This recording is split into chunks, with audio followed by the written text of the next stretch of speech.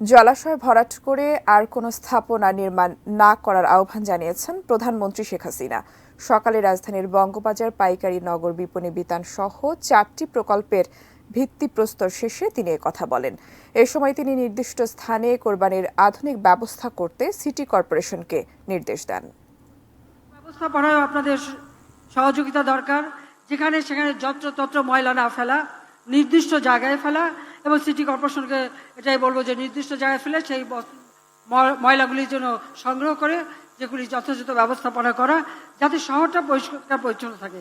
সামনে কোরবানির ঈদ আসবে, আমাদের আরেকটা অনুরোধ, যেখানে সেখানে পশু কোরবানি দেবেন না, তাতে প্রত্যেকটা জায়গা নষ্ট হয়, আবর্জনা হয়। সেই ক্ষেত্রে আমার সিটি কর্পোরেশন না, সারা বাংলাদেশেই আমার এটা নির্দেশ রয়েছে, এবং আমি এটা আরও উদ্যোগ নেব যে প্রত্যেক জায়গায় কোরবানির জন্য, পশু কোরবানির জন্য আধুনিক প্রযুক্তি সম্পন্ন ব্যবস্থা রাখতে হবে। যার যার পশু নিয়ে যাবে নাম্বার থাকবে, সেটা কাটা হলে সেটা পরিষ্কার করে তার কাছে তার জিনিস পৌঁছে দেবে।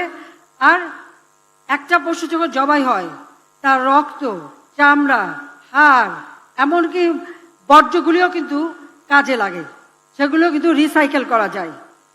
এই যেখানে সেখানে এগুলি না করা, সে বিষয়ে সবাইকে অবশ্যই নজর রাখতে হবে।